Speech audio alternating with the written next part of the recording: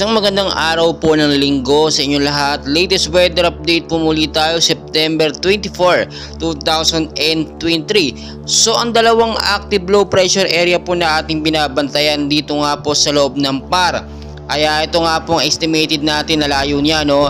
Etong isang active low pressure area po may layo pong 530 kilometers east of Katarman, Northern Samar po yan, no. At ito naman pong isa ay makikita nyo naman sa ating live radar na may estimated po na layong 235 kilometers west of Dagupan City, Pangasinan. So malapit po, talagang dikit na sa ating Philippine Area of Responsibility itong dalawang active low pressure area po na may lakas nga pong umaabot ngayon sa 35 to 45 kilometers per hour. At pa northwestward pa rin po ang kilos sa bilis nga po na 10 kilometers per hour. So kung makikita po ninyo, nag-i-stay talaga sila at patuloy na lumalakas po sa paglipas po ng ilang mga oras. Hindi naman po ganoon kalakas pero konti lang naman po ang diferensya. Kung makikita nyo naman sa ating pinaka live radar, tinutumbok nga nito etong bandang North Luzon, and hopefully hindi po ito maglihis or magbago ng direksyon dahil kapag ito'y tumama mismo dito nga sa may bandang North Luzon ay apektado po dyan ang Metro Manila.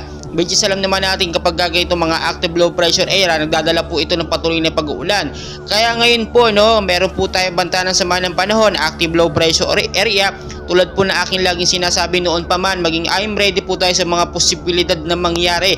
Dahil never and ever po natin mape-predict ang galaw po ng panahon. Ang akala natin walang active low pressure area pero biglang sulpot sa loob na ng Philippine Area of Responsibility. Magagayon man ay ito'y pahiwatig pa rin sa atin na ngayon mag-ready na tayo dahil kung titignan nyo po, no, sa ating live radar 30 to 45 kilometers per hour pa lamang ang lakas ng kanyang hangin. So mahina pa naman ito at wala pa namang direktang malakas na epekto sa ating bansang Pilipinas. Ngayong hapon po, no, or itong hapon hanggang sa gabi, na-expect po natin na magkakaroon po ng patuloy na pag-uulan na medyo mahina hanggang sa gabi. Kaya yung mga may lakad po, especially sa hapon at hanggang sa gabi, ay ugaliin po magdala ng payong at jacket or kaya naman na sombrero in case magkaroon man ng patuloy na pag-uulan.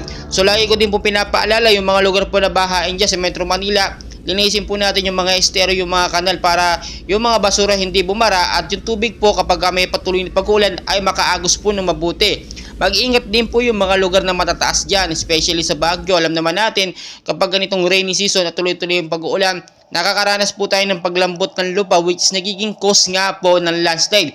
So marami tayong kaganapan and please pakishare po ito sa ating mga loved ones. Pahit na rin po ng notification bell for more weather updates para updated kayo sa lagay ng ating panahon at hindi tayo mag-alala sa kondisyon kung may bagyo nga ba o hindi. Patuloy ko kayo update and please huwag kalimutan mag-like and subscribe for more weather updates. Maraming salamat po.